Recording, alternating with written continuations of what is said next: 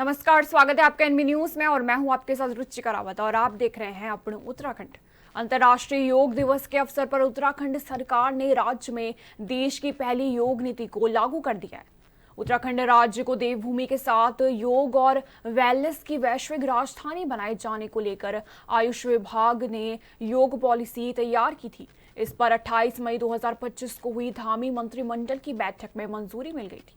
साथ ही इसके बाद आज अंतर्राष्ट्रीय योग दिवस के अवसर पर और 8 देशों के राजदूतों की मौजूदगी में प्रदेश की शीतकालीन राजधानी गैरसैंण के भराड़ी सैर स्थित विधानसभा से मुख्यमंत्री धामी ने देश की पहली योग पॉलिसी को अधिसूचना जारी की। इस अधिसूचना के जारी होने के बाद उत्तराखंड राज्य में योग नीति लागू हो गई।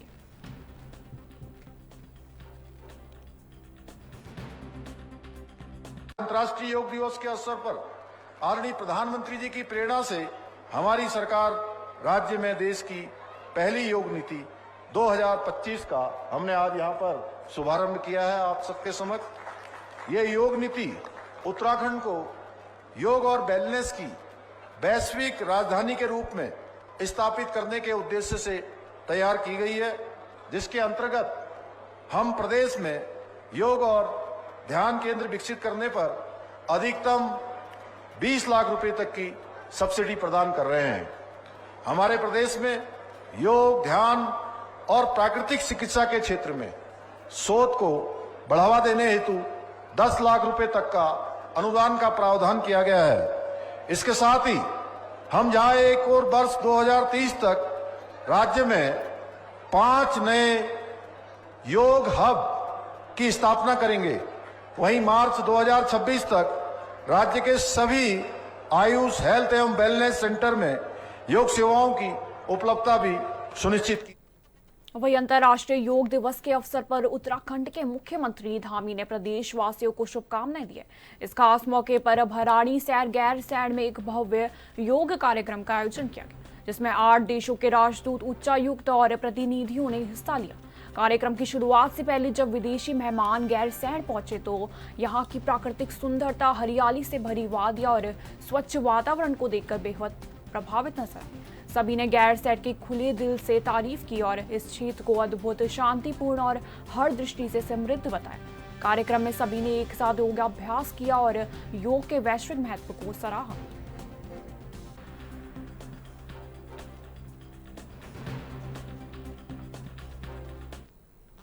वहीं मुख्यमंत्री धामी ने शुक्रवार को भराड़ी सैर गैरसैंण में अंतर्राष्ट्रीय योग दिवस की पूर्व संध्या पर आयोजित कार्यक्रम में प्रतिभाग करते हुए सभी विदेशी राजनयिकों और सुप्रसिद्ध योगाचार्य का स्वागत भी किया।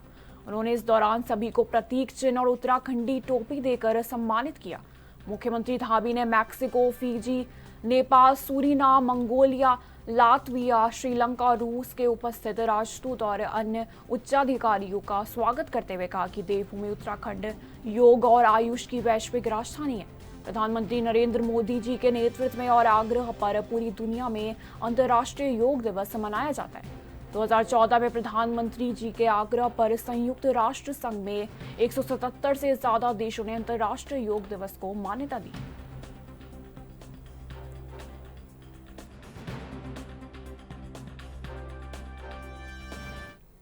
वहीं उत्तराखंड के 3 दिवसीय दौरे पर पहुंची राष्ट्रपति द्रौपदी मुर्मू ने देहरादून के राष्ट्रपति निकेतन में नैनीताल के ऐतिहासिक राजभवन के 125 वर्ष पूरे होने पर एक विशेष डाक टिकट जारी किए हैं। इस अवसर पर राज्यपाल गुरमीत सिंह भी उपस्थित रहे। उन्होंने राष्ट्रपति को इस ऐतिहासिक धरोहर को राष्ट्रीय पहचान दिलाने के लिए धन्यवाद दिया।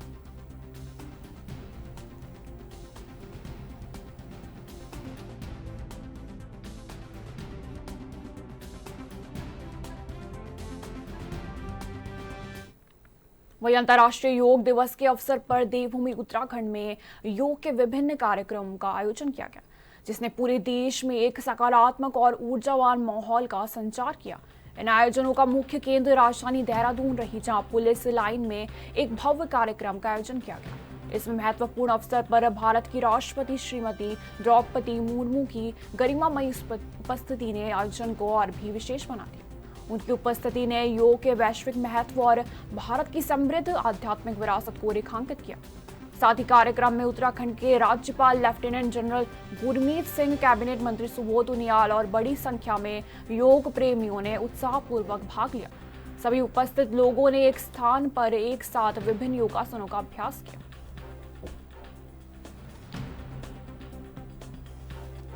योग का अर्थ जोड़ना है। योग का अभ्यास व्यक्ति के शरीर, मन और आत्मा को जोड़ना है और स्वस्थ बनाता है।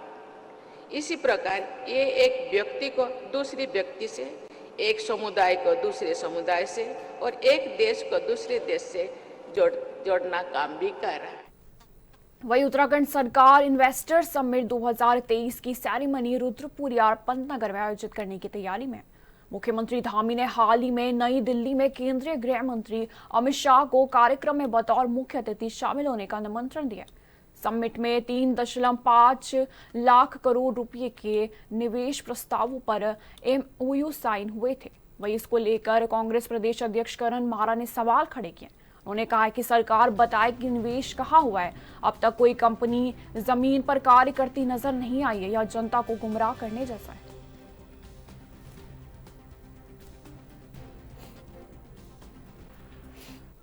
देखिए, हमारा तो केवल इतना कहना है कि सरकार ये तो बताए जो इन्वेस्टमेंट मीट हुई थी उसमें कितना इन्वेस्टमेंट आया और वो कहाँ कहाँ लगा, उसका क्या बेनिफिट्स हैं, कितने लोगों को रोजगार उसमें मिला। एक श्वेत पत्र जारी तो करें। हम लगातार विपक्ष इस बात को कह रहा है, कभी कभी उनके अध्यक्ष जी भी कहते हैं कि साहब जो है वो विपक्ष सुझाव नहीं देता। हमने तो बहुत सारे सुझाव दिए थे, कितने में उनके सरकार ने और महेंद्र भट्ट जी ने उसका पालन किया, ये समझ में नहीं आता। वो गौमूत्र से ऊपर ही नहीं उठ पा रहे हैं, डुबकी उसी में लगाते हैं, स्विमिंग भी उसी में करते हैं। मुश्किल ये है तो वो सोचने के बाद उनको पर टाइम ही नहीं है। हमने चारधाम यात्रा में भी बहुत सारे सुझाव दिए थे, उनको भी उनके समझ में नहीं आया। एविएशन डिपार्टमेंट से रिलेटेड जब एक हमारे होनहार अधिकारी की मृत्यु, उसमें भी सुझाव दिए थे, लेकिन महेंद्र भट्ट जी को सुझाव दिखते ही नहीं आंख में। वैसे भी पहाड़ में कैटरेक्ट ज्यादा होता है, आप समझते कैटरेक्ट क्या होता है? मोतियाबिंद ज्यादा होता है, तो आंखों का इलाज भी नहीं उनका है, ना कानों का इलाज है, क्या कर सकते। वहीं उत्तराखंड में मुख्यमंत्री पुष्कर सिंह धामी ने एक अनूठी पहल की है। अब प्रदेश में 10वीं और 12वीं की बोर्ड परीक्षाओं में टॉप करने वाले छात्र छात्राओं को उनके जिले में एक दिन के लिए DM और SP बनाने का मौका मिलेगा। वहीं शिक्षा महानिदेशक अभिषेक रुहेला ने बताया कि यह कदम विद्यार्थियों का मनोबल भी बढ़ाएगा।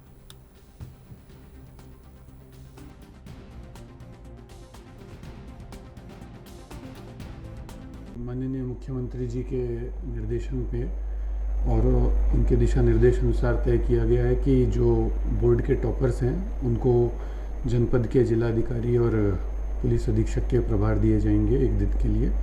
तो ये निश्चित ही स्वागत योग्य पहल है और इसका एक दूरगामी परिणाम भी होगा बच्चों को एक आत्मविश्वास भरने में और आगे के जीवन में उनको सफल बनाने के लिए यह पहल एक कारगर सिद्ध होगी, ऐसा हम सब उम्मीद करते हैं।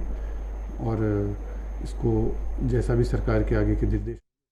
वही केदारनाथ यात्रा में प्रत्येक वर्ष नए कीर्तिमान स्थापित हो रहे हैं। उसी क्रम में इस वर्ष 48 दिनों में केदारनाथ धाम में यात्रा में करीब 300 करोड़ का कारोबार हुआ है, जिसमें घोड़ा खच्चर संचालन में 67 करोड़ रुपए हेली सेवाओं ने किया। वही 60 करोड़ का व्यापार तो वही GMVN एवं स्थानीय व्यापारियों को भी यात्रा का लाभ वही 150 करोड़ के पार पहुंचा है, जिस पर खुशी जाहिर करते हुए BKTC के अध्यक्ष हेमंत द्विवेदी का कहना है कि चारधाम यात्रा उत्तराखंड की लाइफलाइन है, जिससे न कि सरकार को राजस्व से प्राप्ति होती है, वही स्थानीय लोग व व्यापारियों को भी इससे पूरे वर्ष रोजगार मिल रहा है।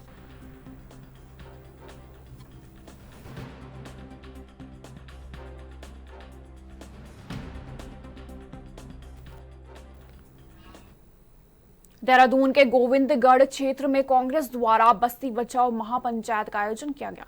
यह आयोजन कांग्रेस के राष्ट्रीय संचार सचिव वैभव वालिया के नेतृत्व में किया गया, जिसमें पूर्व मुख्यमंत्री हरीश रावत और कांग्रेस के विधायक प्रीतम सिंह के साथ साथ कांग्रेस के कई वरिष्ठ नेता भी शामिल हुए। बस्ती बचाओ महापंचायत में बस्ती के लोग ने काफी बड़ी संख्या में हिस्सा लिया। इसमें सरकार से मलिन बस्तियों को न उजाड़ने की बात कही। साथ ही पूर्व मुख्यमंत्री हरीश रावत ने कहा कि उत्तराखंड कांग्रेस पार्टी ने सदैव राज्य की मलिन बस्तियों में रहने वाले लाखों परिवारों को सम्मान, अधिकार और सुविधा दिलाने के लिए सकारात्मक और संवेदनशील दृष्टिकोण अपनाया।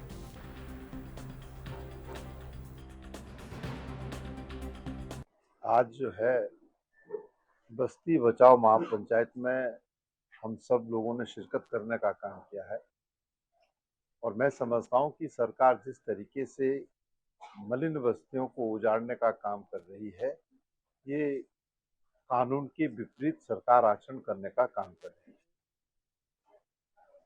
अगर किसी मलिन बस्ती को सरकार चाहती है कि उसको उजाड़ना है तो मलिन बस्तियों के रिहेबिलिटेशन की कार्रवाई सरकार करे और उनको उचित मुआवजा देने के बाद ही उनको अन्यत्र जो है शिफ्ट करने का काम करे। और अगर सरकार तानाशाह तरीके से मलिन बस्तियों को उजाड़ने का काम करेगी तो कांग्रेस उसका तीखा और तीव्र ये गलत है ना। आप जब मलिन बस्तियों को मालिकाना हक देने का ऐलान राज्य की विधानसभा ने कर दिया, तुमने उस प्रोसेस को लागू नहीं किया तो उनको प्रोटेक्शन है। तुम उनको बिना कानून की विधि का पालन किए हुए उस जमीन को अध्याप्त किए बिना, उनको उचित मुआवजा या कहीं उनका पुनर्वासित किए बिना तुम उनको उजाड़ी नहीं, उनको नोटिस ही नहीं दे सकते। ये तो नोटिस भी इनवैलिड है जो नोटिस दिए जा रहे हैं, ये नोटिस भी अवैधानिक है और हम इसका विरोध करते हैं। ये आतंक पैदा कर रहे हैं। वहीं प्रदेश में मॉनसून जून के पहले हफ्ते तक आने की उम्मीद जताई जा रही है, जिसके चलते नगर निगम ने शहर के मुख्य नालों और नदियों की सफाई करनी अभी से शुरू कर दी है। आपको बता दें, शहर की रिस्पना, बिंदाल और छोटी बिंदाल नदी सहित कई मुख्य नालों की सफाई का अभियान लगातार चलाया जा रहा है, जिसकी जानकारी देहरादून नगर आयुक्त नमामि बंसल ने दी। उन्होंने कहा कि जितने भी प्रमुख नदियां हैं और बड़े नाले हैं, जिनमें 46 चिन्हित करते हुए नगर निगम ने जनवरी से ही साफ सफाई का काम शुरू कर दिया था। अब तक लगभग 17,000 टन से अधिक कूड़ा यहां से उठाया जा चुका है। अभी भी यह लगातार काम जारी है। इसके अलावा कई सारे नालों पर अतिक्रमण को लेकर नगर निगम ने कार्रवाई की है।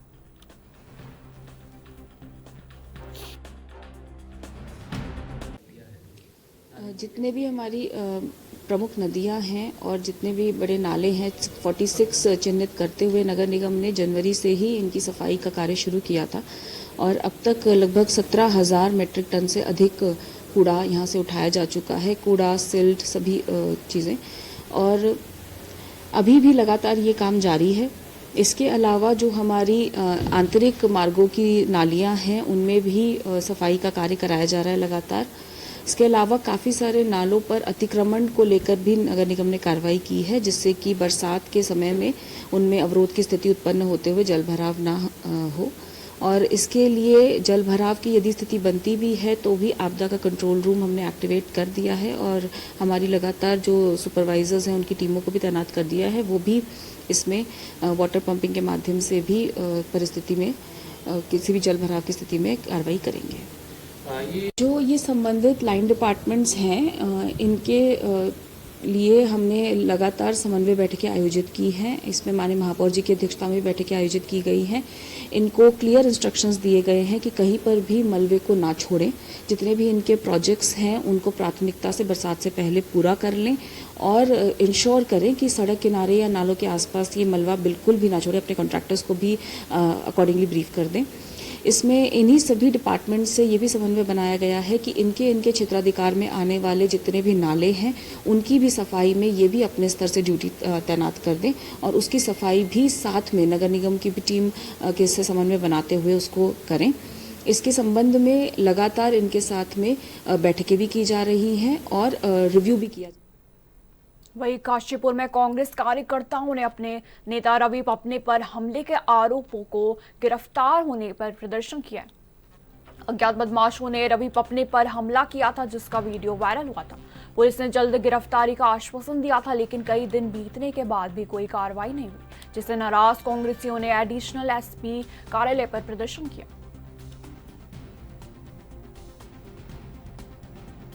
मामला आपको सबको विदित है। मुझे लगता है ये मामला पार्टी से उठकर, चाहे वो कांग्रेस का हो, चाहे बीजेपी का हो, चाहे किसी धर्म का हो, चाहे किसी जाति का हो, ये मामला सबसे बड़ा है। काशीपुर में बिगड़ती जो एक व्यवस्था है उस व्यवस्था के खिलाफ है। जिस प्रकार से रवि के साथ, जो कि एक हमारे पर्वतीय समाज का बच्चा है, बेटा है, भाई है, और उसी के साथ साथ 4.5 साल जिसने पूर्व सैनिक के उस पर भी रहा और 4.5 साल की जिसने वहाँ पर सेवा भी दी है अपने, उसके साथ रात को 10:30 बजे खुलेआम चलती सड़क के ऊपर जिस प्रकार से उपद्रवियों ने उसी को मारा बेड से, उसी की वीडियो खुद बनाई और वीडियो बनाने के बाद उसको अपलोड किया गया। ये खुला शासन और प्रशासन के ऊपर चैलेंज है। आज काशीपुर में भय का वातावरण है। कोई क्या मामला था और किस तरीके से उनको क्या आश्वासन आपने दिया? विगत दिनों पूर्व एक कृष्णा हॉस्पिटल के पीछे रवि पकने उनके साथ मारपीट की घटना हुई थी, जिसका एक वीडियो भी आया था।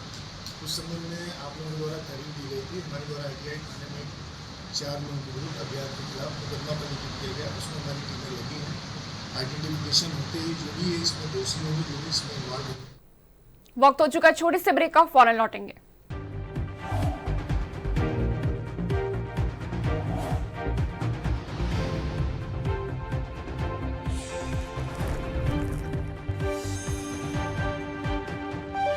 ब्रेक के बाद स्वागत है आपका। वही ज्वालापुर से भाजपा के पूर्व विधायक सुरेश राठौड़ की दूसरी शादी का मुद्दा थमने का नाम नहीं ले रहा। कांग्रेस ने भाजपा पर पूर्व विधायक को अभी तक निलंबित न करने का आरोप लगाया कि धर्मपुर से भाजपा के विधायक विनोद चमोली ने कांग्रेस को खुली चुनौती दे दी है और उन्होंने कहा है कि कांग्रेस सिर्फ बयानबाजी तक सीमित ना रहे। अगर हिम्मत है तो मुकदमा दर्ज कराए और कानून के दायरे में अगर वह आते हैं तो उन पर कार्रवाई जरूर होगी। कानून सबके लिए बराबर है, चाहे कोई विधायक हो, मंत्री हो, आम हो या खास हो, उसके लिए कि ये सजा जरूर मिलेगी। वहीं उन्होंने यह भी कहा कि कांग्रेस को इस चीज के लिए प्रेरित भी कर रहा हूं कि वो खुलकर आगे आए और इस मुद्दे पर लिखित शिकायत दर्ज करे।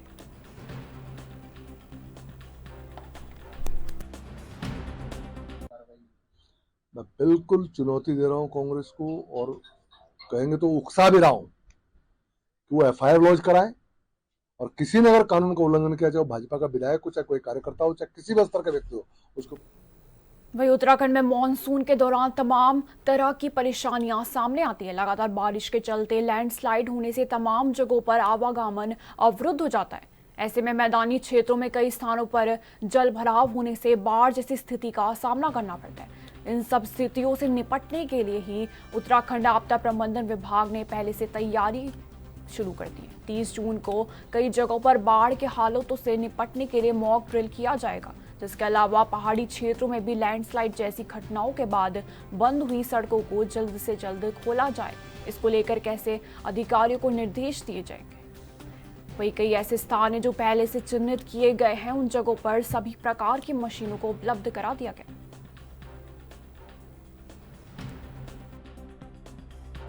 मानसून आने वाला है और मानसून के पूर्व जो तैयारियां की जानी होती हैं उसके बारे में बहुत ही विस्तृत दिशा निर्देश माननीय मुख्यमंत्री जी के स्तर से और चीफ सेक्रेटरी सर के स्तर से जारी किए गए हैं।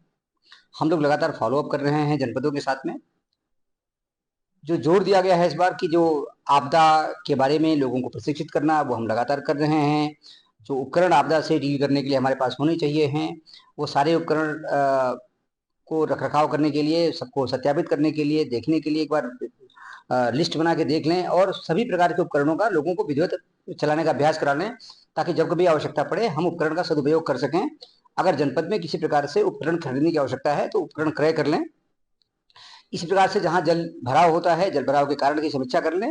जल भराव के जहां पे जिस कारणों से जल भराव होता है, कहीं नाली चौक है, कहीं नाली जाम है, कहीं रास्ता कहीं बाधित हो गया है, कोई अतिक्रमण हो गया है, उसको हटा दें ताकि पानी कहीं जमा न होने पावे। वहीं खटीमा के KITM डिग्री कॉलेज में प्रतिभा विद्यार्थी सम्मान समारोह आयोजित किया गया, जिसमें खटीमा, नानक मत्ता, सितारगंज, टनकपुर सहित कई विद्यालयों के लगभग 300 मेधावी छात्रों को सम्मानित किया गया। कक्षा 10 और 12वीं की बोर्ड परीक्षा में उत्कृष्ट प्रदर्शन करने वाले छात्रों को मेडल और प्रमाण पत्र दिए गए। कार्यक्रम में कुलपति प्रोफेसर सतपाल सिंह बिष्ट मुख्य अतिथि रहे।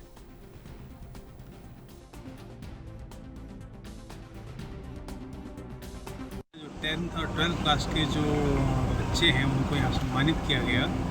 ये जो कार्यक्रम है, इस तरह के कार्यक्रम समाज में सभी वर्गों को आगे आगे करने चाहिए, क्योंकि अगर हम अपने बच्चों को कदम कदम पे प्रोत्साहित नहीं करेंगे और उनको सही प्लेटफॉर्म नहीं देंगे तो अपना पर्सनैलिटी का डेवलपमेंट, अपना level of confidence plus communication skill वो तब तक नहीं बढ़ा पाएंगे, क्योंकि इस तरह के जो बच्चे इकट्ठे होते हैं, एक साल होते हैं, तो एक दूसरे के साथ कम्युनिकेट कर सकते हैं, एक दूसरे को जानते हैं और इंस्टीट्यूट्स को देखते हैं। जैसे कई बच्चों ने, जो हाई स्कूल के बच्चे हैं, इंटरमीडिएट, आपने देखा होगा कि यहाँ कितने प्रोफेशनल कोर्सेज भी हैं। तो ये सब चीज़ें बच्चों को इंडिविजुअली, स्कूलों में तो हमारा अभी ऐसे हालात नहीं कि हम बता पा रहे हों, लेकिन ऐसे इवेंट करने से का फ़ायदा ये है कि बच्चों को अंडर सिंगल रूफ, एक छत के नीचे ज़्यादातर जानकारी मिल जाती है और बच्चे इन चीज़ों से बहुत, उनका जो कॉन्फिडेंस होता है, विश्वास जो होता है, लगन जो होती है। 11 जुलाई से शुरू होने वाली कांवड़ यात्रा को लेकर तैयारियां तेज हो गई हैं। इसी सिलसिले में मंगलौर के लिबरेणी में उत्तर प्रदेश और उत्तराखंड पुलिस की संयुक्त बैठक आयोजित की गई, जिसमें मुजफ्फरनगर के सीओ और हरिद्वार ट्रैफिक एसपी सहित दोनों राज्यों के तमाम वरिष्ठ पुलिस अधिकारी मौजूद रहे। बैठक में यात्रा के दौरान डीजे पर पूरी तरह से प्रतिबंध लगाने और रूट डाइवर्जन को लेकर अहम रणनीति पर चर्चा भी हुई। इसके साथ ही दोनों राज्यों में जगह जगह पुलिस चौकियां स्थापित करने का भी निर्णय लिया गया, ताकि किसी भी आपात या विपरीत स्थिति में तुरंत कार्रवाई की जा सके। अधिकारियों ने स्पष्ट किया कि यात्रा की शांति, सुरक्षा और सुचारू संचालन के लिए सभी जरूरी कदम उठाए जाएंगे।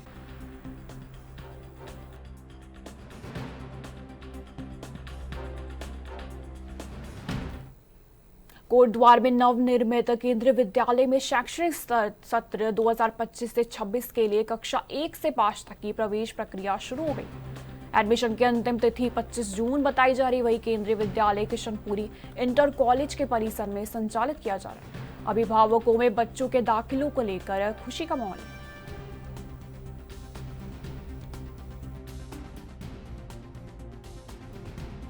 मैं अपने भाई के साथ रहती हूँ यहाँ देहरादून में। जब से मेरे हस्बैंड खत्म हुए तब से मैं यहीं शिफ्ट हो गई हूँ। इससे पहले मेरे बच्चे वहीं पढ़ते थे केंद्रीय विद्यालय स्कूल में देहरादून में।